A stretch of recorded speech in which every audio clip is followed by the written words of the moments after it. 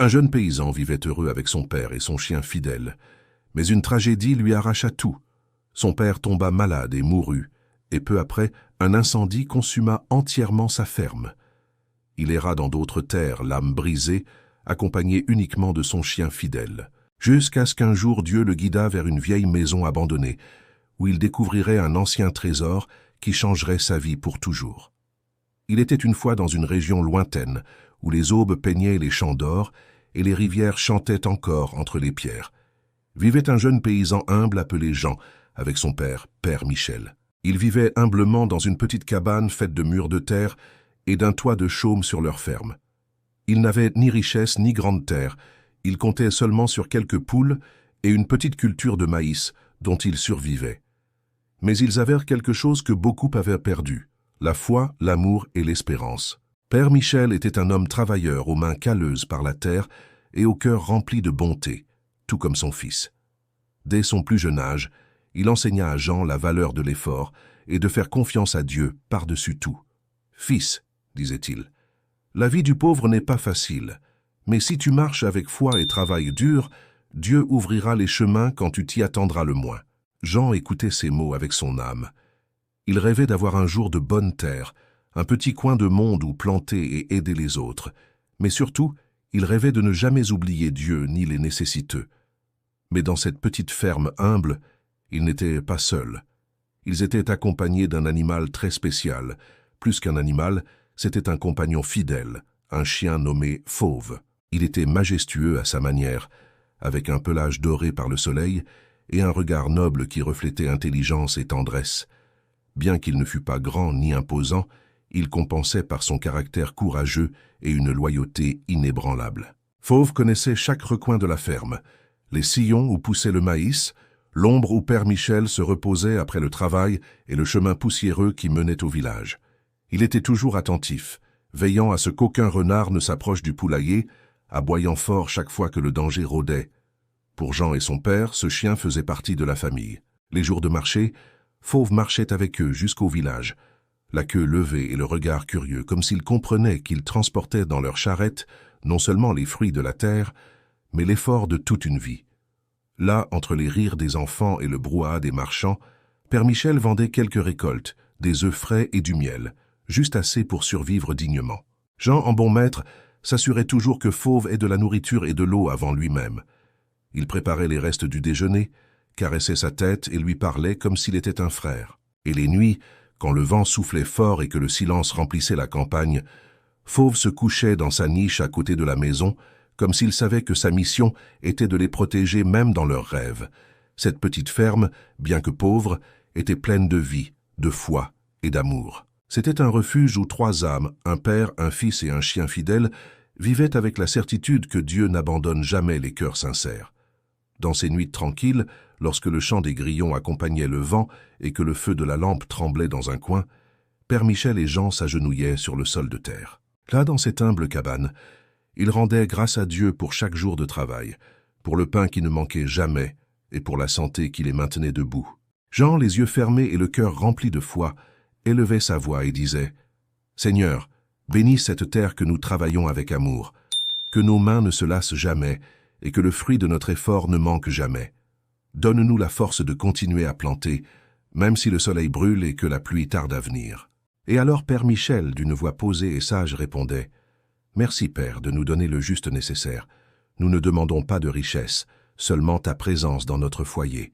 Si un jour tu nous bénis avec l'abondance, que nous n'oublions jamais de la partager avec ceux qui en ont le plus besoin. » À côté d'eux, Fauve, le fidèle compagnon, se couchait près d'eux, observant avec ses yeux brillants et attentifs.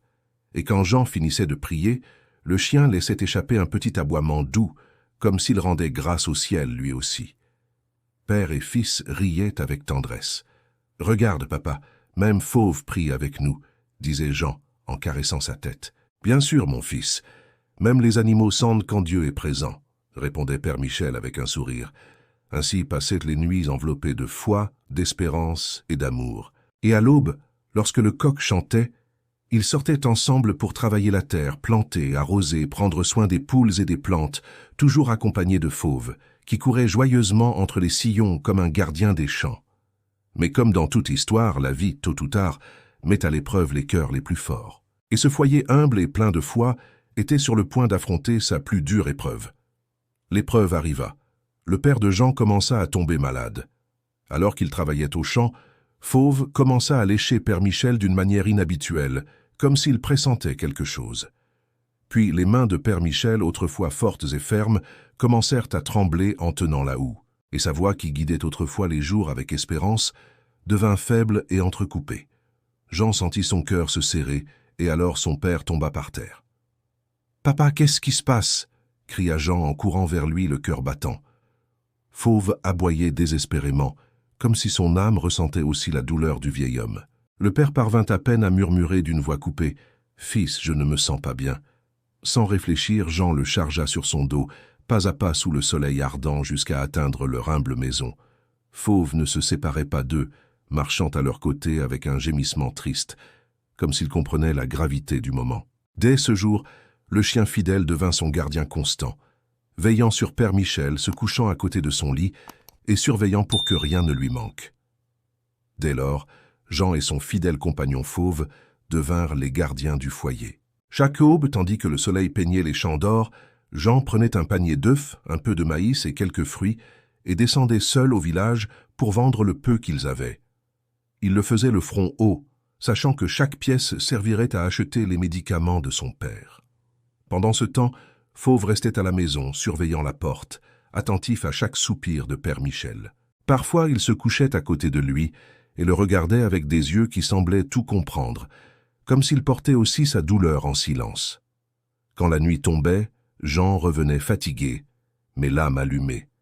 Il s'agenouillait près du lit de son père, prenait sa main et avec des larmes contenues priait « Seigneur, merci pour ce jour. Merci pour les épreuves qui fortifient notre foi. Si c'est ta volonté que mon père guérisse, béni sois-tu. Mais si ce n'est pas le cas, donne-moi la force d'accepter ton plan avec humilité. Ne nous abandonne pas, Seigneur. » À côté de lui, Fauve levait la tête et laissait échapper un petit aboiement comme s'il priait aussi. Le père le regardait avec tendresse et d'une voix faible disait « Mon fils, que la volonté de Dieu soit faite. Si mon heure arrive, ne pleure pas. Rappelle-toi que tout arrive parce que Dieu le permet, et c'est dans un but. Ne t'écarte pas du chemin du bien, Jean. Que ta foi ne faiblisse jamais, même si le monde te tourne le dos. Car quand l'homme perd tout, s'il conserve sa foi, il a encore tout. » Et ainsi Jean dut travailler plus dur au champ, tandis que Fauve prenait soin de son père. Nuit après nuit, les prières de Jean et de Fauve se mêlaient au chant des grillons et à la douce lueur d'une bougie. C'était la lumière de leur foi, résistant au milieu de l'épreuve. Mais ce qui allait arriver serait une épreuve trop amère pour Jean et Fauve. Un matin, alors que le soleil se levait à peine sur les collines, Jean nettoyait avec soin les récoltes du jour. Soudain, il entendit au loin les aboiements désespérés de Fauve. Ce n'étaient pas des aboiements ordinaires, c'étaient les mêmes qu'il avait entendus ce jour-là lorsque son père était tombé malade. Le cœur de Jean tressaillit. Il sentit un sombre pressentiment qui lui glaça le sang. Il lâcha les outils et courut à toute vitesse vers la maison avec Fauve qui le devançait entre gémissements et hurlements. Quand il franchit la porte de son humble foyer, le silence lui confirma ce que son âme craignait déjà. Père Michel, son père, gisait immobile sur le lit. Son visage, bien que sans vie, conservait une paix que seuls ont les hommes qui meurent dans la foi. Jean tomba à genoux, tremblant tandis que les larmes lui embrumèrent les yeux. Fauve hurlait avec une douleur si pure qu'elle semblait humaine. Ce fidèle compagnon ne se sépara pas du corps de Père Michel un seul instant, léchant sa main froide comme s'il voulait le réveiller. Le cœur brisé, Jean creusa une tombe à côté du grand arbre, où son père et lui avaient l'habitude de se reposer. Là, avec Fauve couché à ses côtés, il l'enterra de ses propres mains entre larmes et prières. Cette nuit-là, la tristesse couvrit tout. Jean s'agenouilla devant le petit autel de sa maison et implora Dieu. Pendant un instant, son cœur voulut renier, voulut demander pourquoi, mais il se souvint alors des dernières paroles de son père. « Tout ce qui arrive, mon fils, est parce que Dieu le permet. » Et d'une voix brisée, Jean murmura « Seigneur, je ne comprends pas tes chemins, mais je les accepte. Si c'était ta volonté d'emporter mon père, donne-moi la force de continuer à t'honorer, même si cela me fait mal. » Fauve, couché à côté de lui, leva la tête et laissa échapper un petit aboiement comme s'il priait aussi. Les jours passèrent lents et silencieux. L'absence de Père Michel se faisait sentir dans chaque coin de la petite ferme. L'écho de sa voix semblait encore vivre entre les arbres, et parfois, quand le vent soufflait, Jean jurait entendre son rire lointain. La solitude devint sa nouvelle compagne, mais il n'était pas complètement seul. Fauve, son ami fidèle, restait à ses côtés, plus attentif que jamais. Jean travaillait dur, labourant la terre, arrosant les cultures, prenant soin des quelques poules qui restaient. Chaque aube le trouvait debout, les mains gercées et les yeux fatigués, mais la foi allumée. Parfois, il s'arrêtait, regardait le ciel et disait « Père, je suis toujours là à me battre comme tu m'as appris. » Et Fauve, avec sa queue joyeuse, semblait répondre, se déplaçant autour de lui comme pour l'encourager à continuer. Entre les deux, il y avait un lien invisible, une union au-delà des mots. Mais la vie, comme si elle voulait mettre encore plus à l'épreuve sa foi, avait préparé une autre dure épreuve. Une sécheresse terrible frappa toute la région.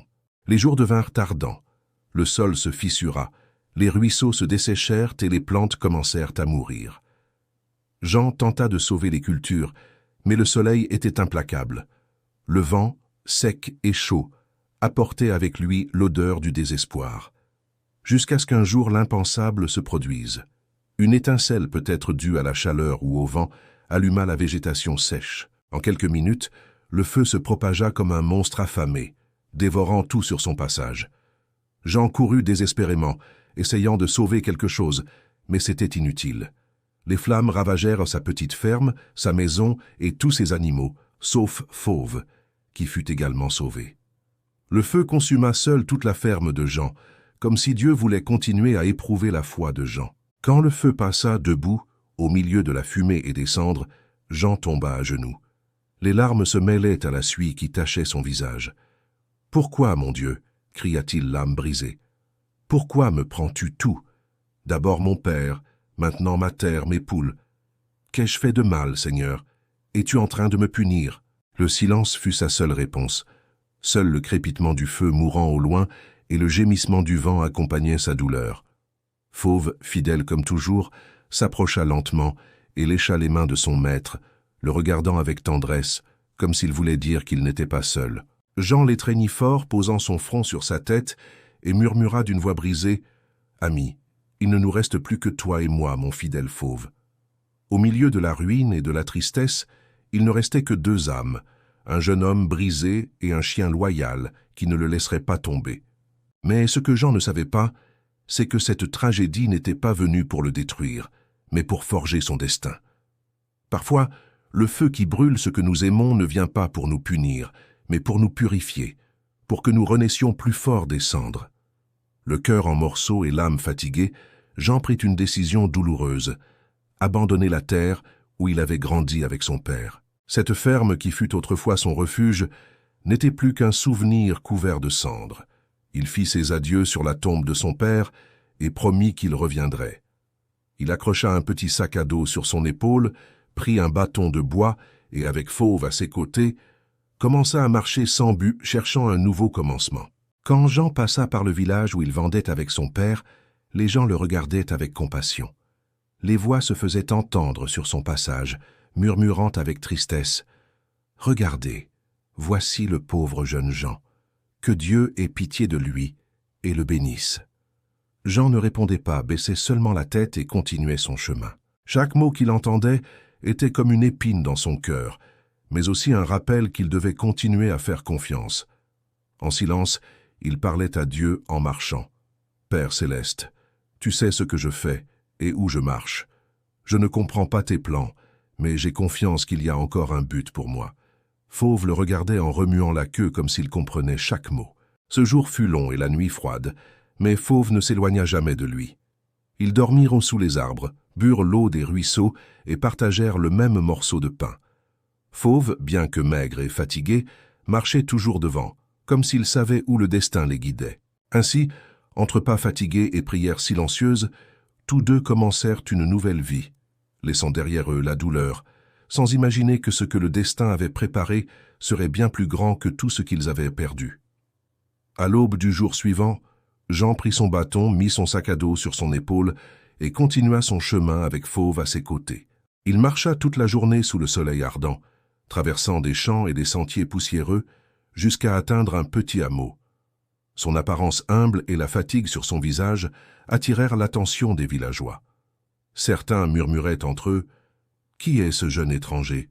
Il est accompagné de son chien, et on remarque la tristesse dans ses yeux. » Jean, se souvenant des enseignements de son père, s'approcha humblement des habitants à la recherche de travail.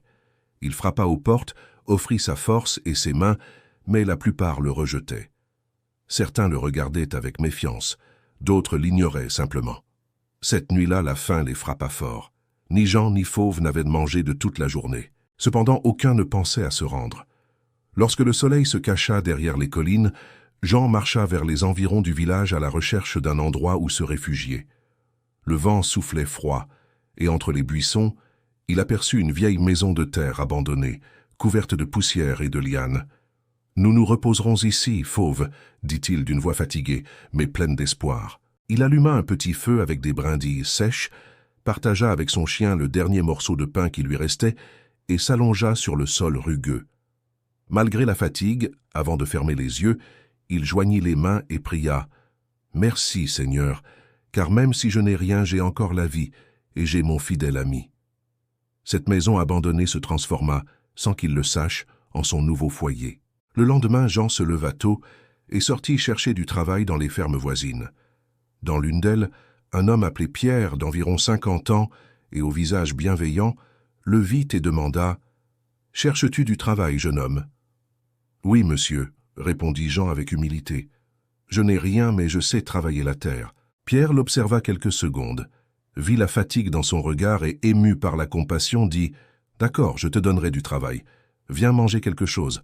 On voit que tu as faim. » Jean le remercia de tout son cœur, et pendant qu'il mangeait, Fauve, assis à côté de lui, remuait la queue en attendant sa part. Jean partagea sa nourriture et la lui donna avec un sourire. « Toi aussi, tu l'as mérité, mon ami. » Au fil des jours, Jean commença à travailler comme journalier dans cette ferme. Les autres travailleurs l'observaient avec respect. Ils ne voyaient pas en lui un mendiant, mais un jeune homme noble et travailleur. Certains curieux demandèrent pourquoi il était seul. Jean, d'une voix sereine, raconta son histoire. La maladie de son père, sa mort, l'incendie, et comment il avait tout perdu, sauf sa foi et son chien. Les hommes l'écoutèrent en silence. Certains lui mirent la main sur l'épaule et lui souhaitèrent des bénédictions. « Que Dieu te récompense, jeune homme, tu as un cœur fort. » Alors un des travailleurs, intrigué, demanda « Et où vis-tu, Jean ?»« Ah, dans une vieille maison abandonnée à quelques kilomètres d'ici, » répondit-il. Les hommes se regardèrent avec étonnement. « Dans cette maison, celle du terrain maudit ?»« Maudit ?» demanda Jean, surpris. « Oui, jeune homme, » dit un autre. « On dit qu'un ancien trésor y est enterré, mais un esprit protège le trésor et le terrain. On dit que si quelqu'un le trouve, il deviendra riche. Personne n'a pu le toucher. Ceux qui essaient sont frappés et chassés par l'esprit. » Jean sourit calmement et répondit « Je ne cherche pas de trésor, mes amis. Je cherche seulement un toit pour dormir avec mon chien et un morceau de pain à partager. S'il y a quelque chose dans cette maison, qu'il y reste. Je ne cherche que la paix. » Mais ce que Jean ne savait pas, c'est que dans cet endroit où il avait cherché refuge, sur cette terre que tous craignaient, était cachée sa bénédiction. Cette nuit-là, le silence couvrait tout le terrain. Le vent soufflait entre les fissures de la vieille maison, mais pour Jean, c'était un son familier, presque accueillant. Il s'agenouilla à côté de son fidèle ami et leva les yeux vers le ciel étoilé. « Merci, Seigneur, » murmura-t-il d'une voix fatiguée mais pleine de gratitude. « Merci pour cette journée, pour le pain que tu m'as donné et pour le brave homme qui m'a donné du travail. Merci parce que malgré tout, j'ai encore mon fidèle compagnon à mes côtés. » Fauve, couché à côté de lui, émit un doux gémissement, comme s'il remerciait lui aussi. C'était sa façon de dire « Amen ». Jean sourit, s'allongea sur le sol de terre, et peu à peu, le sommeil l'enlaça. Fauve, fidèle gardien, resta éveillé, attentif à chaque son, surveillant les environs comme il le faisait toujours. Passé minuit, vers 2 heures du matin, Fauve commença à grogner. Son corps se tendit. Son regard fixe pointait vers l'obscurité du coin le plus sombre de la maison. Jean se réveilla en sursaut. « Qu'est-ce qui se passe, Fauve ?» demanda-t-il à voix basse, tandis que le chien ne cessait de grogner. Soudain, l'atmosphère devint étrange, lourde. Un froid inexplicable parcourut la pièce et la petite flamme du feu s'éteignit sans aucun vent. Jean sentit sa peau se hérisser et sa respiration s'accélérer. Puis devant lui, au milieu de la pénombre, une silhouette commença à se matérialiser, une ombre haute, au visage pâle et au regard profond. Jean recula de quelques pas en tremblant. « Mon Dieu, protège-moi » s'exclama-t-il d'une voix brisée. L'esprit parla d'une voix grave et lente qui résonnait comme un écho sur les vieux murs. « Ah, jeune homme, pourquoi es-tu venu sur mon terrain et dans ma maison?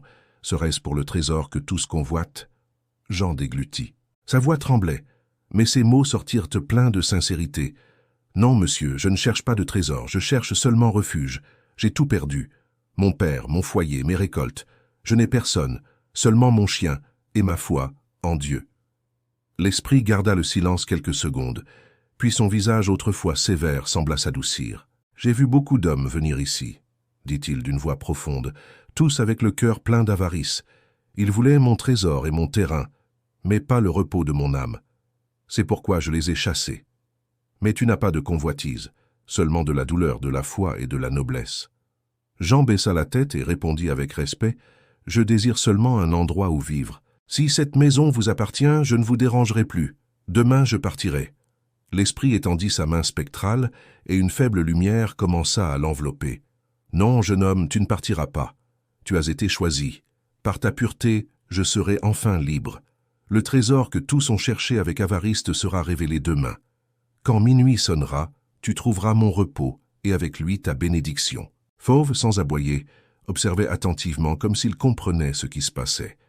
L'esprit ajouta avant de disparaître, « Ce terrain, cette maison et ce qui y gît seront désormais tiens, car seuls les justes héritent de ce que le ciel prépare. » Et avec ces mots, l'atmosphère redevint calme, le froid disparut et une sensation de paix emplit l'endroit. Jean, encore tremblant, s'agenouilla à côté de Fauve et pria en silence, « Merci, Seigneur, si cela vient de toi, que ta volonté soit faite. » Cette nuit-là, il dormit le cœur agité, sans imaginer que ce qui se produirait à la prochaine minuit changerait sa vie pour toujours. Ce jour-là, Jean travailla toute sa journée, mais son esprit ne cessait de penser aux paroles que l'esprit avait dites la nuit précédente. Cette rencontre avait laissé son cœur inquiet entre la peur et l'espérance. Quand la nuit tomba, il pria Dieu avec humilité, le remerciant d'avoir du travail et de la compagnie de son fidèle ami Fauve. Puis il s'allongea pour dormir, tandis que Fauve restait comme toujours de garde devant la porte. Passé minuit, le silence de la forêt fut interrompu par un faible grognement. Cette fois, Fauve n'aboya pas. L'atmosphère devint lourde et une brise froide parcourut la maison. Le spectre s'approcha lentement et parla d'une voix profonde et ténébreuse. « Bon chien, viens ici, creuse juste ici. » Fauve obéit sans peur et commença à creuser frénétiquement à un endroit du sol. À cet instant, l'esprit disparut, laissant une légère brume dans l'air. Jean se réveilla en sursaut, encore à moitié endormi.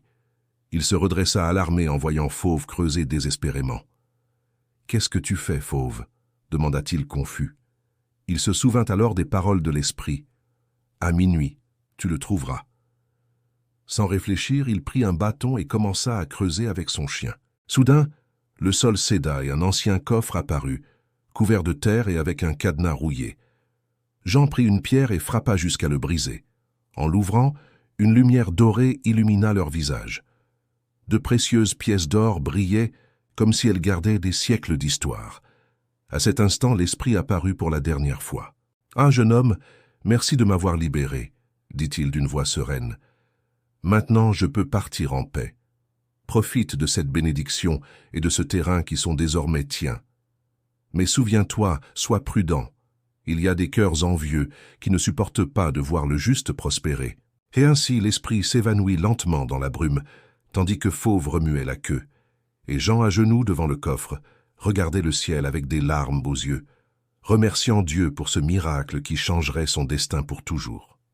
Les années passèrent. Jean avait maintenant 25 ans, mais dans son cœur il restait le même jeune homme humble qui avait perdu son père. Pendant tout ce temps, il garda profil bas. Il continua de travailler pour Père Pierre pendant qu'en secret, il aménageait le terrain que tous appelaient autrefois maudit.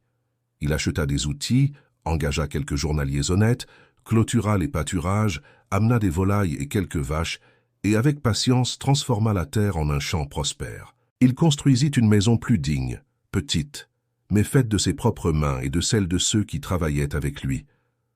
Le jour arriva où, le cœur léger, il présenta sa démission à Père Pierre. « Merci pour tout, monsieur, dit-il. Maintenant, je consacrerai tout mon temps à cette ferme. » Père Pierre sourit et lui souhaita des bénédictions, mais la prospérité attire toujours les regards. Dans la même région vivait un homme appelé Gaspard, astucieux, avide et connu pour ses ruses. Quand il vit comment la terre de Jean reverdissait, son cœur devint sombre. Des rumeurs commencèrent à circuler. Ce jeune homme a trouvé le trésor. L'envie s'installa profondément en Gaspard. Déterminé à obtenir ce qu'il croyait lui revenir de droit, Gaspard échafauda un plan. Il ne pensa à rien d'autre qu'à utiliser la force et la peur. Il réunit 2 de ses hommes de main, des hommes qui n'hésitaient pas à faire le sale boulot, et dit « Ce jeune homme a trouvé quelque chose que nous n'avons pas pu. Il semble que l'esprit l'ait choisi. Demain, c'est samedi. Les gens ne travaillent pas et la ferme sera seule. Ce sera notre opportunité. Nous allons le kidnapper, l'attacher et exiger qu'il dise où il a caché son trésor. S'il ne parle pas, nous le battrons jusqu'à ce qu'il avoue. » Ces hommes de main acquiescèrent avec des yeux de serpent. Ils préparèrent des cordes, des cagoules et une petite charrette que personne dans le village ne relierait à eux. La convoitise leur obscurcissait la vue. Le samedi se leva tiède et Jean resta seul dans sa ferme à se reposer avec son fidèle ami Fauve. Ce jour-là, Gaspard et ses hommes s'approchèrent d'un pas déguisé. Ils feignirent d'être des passants jusqu'à ce qu'ils trouvent Jean dans la cour. Mais à ce moment-là, Fauve n'était pas là avec lui. Le chien se trouvait dans les pâturages. Gaspard se présenta avec une fausse courtoisie et des paroles flatteuses. Mais ses yeux cherchaient autre chose, l'éclat du coffre. « Bonjour, jeune homme, j'ai entendu parler de vos succès, » dit Gaspard d'une voix mielleuse. « J'admire votre travail, jeune homme. Comment avez-vous réussi ?»« Avec du travail et de la foi, » répondit Jean humblement, gardant dans son regard le calme de celui qui ne craint pas la vérité. Gaspard et ses hommes de main, frustrés de ne pas obtenir d'informations, se cachèrent près de la ferme en attendant que la nuit tombe. Leur cœur était plein de convoitises et d'obscurité, mais ce qu'ils ne savaient pas, c'est que Jean n'était pas seul. À ses côtés se tenait son fidèle gardien, Fauve, ce chien qui, bien que déjà plus âgé, conservait encore la force et l'instinct du guerrier qu'il avait toujours été. La nuit tomba silencieuse et dense. Jean sortit dans la cour comme chaque nuit pour élever une prière à Dieu. Il le remerciait pour sa vie, pour son travail, pour le toit qui le couvrait. Fauve était resté à l'intérieur de la maison, se reposant mais attentif. Soudain, dans l'ombre, on entendit des pas furtifs. 3 silhouettes encagoulées émergèrent de l'obscurité et se jetèrent sur Jean. « Où est le trésor ?» cria Gaspard avec fureur. « Dis-nous où tu l'as caché. » Jean eut à peine le temps de se défendre. Le bruit de la lutte alerta Fauve, qui bondit de son endroit et, avec l'énergie d'un éclair, se précipita vers la cour. Son rugissement résonna comme un coup de tonnerre. Fauve se lança sur les assaillants avec une force que personne n'attendait, mordit, grogna, les fit tomber un par un, protégeant son maître avec une férocité qui ne naît que de l'amour véritable. « Ça ne peut pas être, c'est juste un chien !» cria un des hommes de main en essayant de se protéger des morsures de Fauve. Gaspard et ses hommes, blessés et terrifiés, s'enfuirent en courant dans les buissons, jurant vengeance. Jean, toujours au sol, serra Fauve contre lui. « Merci, mon ami. Tu m'as sauvé encore une fois. » Fauve lui lécha le visage, remuant la queue comme pour dire « Je serai toujours là pour te protéger. » Les jours suivants, Jean renforça la sécurité de sa ferme et raconta à Père Pierre ce qui s'était passé. Père Pierre, homme sage et expérimenté, conseilla « Jeune homme, Gaspard est dangereux. Préviens les autorités et reste vigilant. » Jean suivit le conseil et dénonça Gaspard et ses hommes de main. Les autorités enquêtèrent et les 3 furent arrêtés pour tentative d'enlèvement et invasion. Justice fut rendue et la paix revint dans la vie de Jean. Au fil des années, Jean prospéra. Sa ferme grandit, ses champs se remplirent de récoltes abondantes et ses vaches se multiplièrent. Mais Jean n'oublia jamais d'où il venait. Il aidait toujours les pauvres, donnait du travail aux nécessiteux et partageait ses bénédictions avec ceux qui avaient faim. Un après-midi, alors que Jean se reposait à l'ombre d'un grand arbre, Fauve, déjà vieux et fatigué, s'allongea à ses côtés. Jean caressa sa tête avec tendresse et dit « Merci, mon fidèle ami. Tu as été avec moi à chaque instant, dans les pertes, dans les épreuves et dans les bénédictions. Je ne t'oublierai jamais. » Fauve regarda Jean avec ses yeux pleins d'amour et de loyauté et remua la queue une dernière fois. Cet après-midi-là, tandis que le soleil se couchait peignant le ciel d'orange et d'or, Fauve ferma les yeux et partit en paix, accomplissant sa mission sur terre. Jean pleura amèrement la perte de son compagnon le plus fidèle. Il l'enterra sous le même arbre où son père se reposait et plaça une pierre avec l'inscription « Fauve, l'ami le plus loyal qu'un homme puisse avoir. Merci pour tout. » Des années plus tard, Jean se maria avec une femme bonne appelée Agnès, et ensemble ils eurent 3 enfants. Il leur enseigna les valeurs que son père Michel lui avait enseignées, la foi, le travail et la générosité. Il racontait toujours l'histoire de Fauve, et comment Dieu n'abandonne jamais ceux qui ont confiance en lui. Et ainsi Jean vécut une longue et bénie vie, se souvenant toujours que même dans les moments les plus sombres, quand tout semble perdu, Dieu est présent, préparant quelque chose de plus grand que ce que nous pouvons imaginer. Si cette histoire a touché votre cœur, nous vous invitons à vous abonner à la chaîne Ghost Verso pour continuer à recevoir des histoires comme celle-ci, pleines de foi, d'espérance et de leçons de vie. Laissez dans les commentaires ce que cette histoire a signifié pour vous et comment Dieu a déjà transformé des situations difficiles en bénédictions dans votre vie. Votre expérience peut inspirer d'autres. Et n'oubliez pas de regarder la prochaine vidéo qui apparaîtra à l'écran. Une autre histoire puissante vous y attend. Merci d'être là. À bientôt.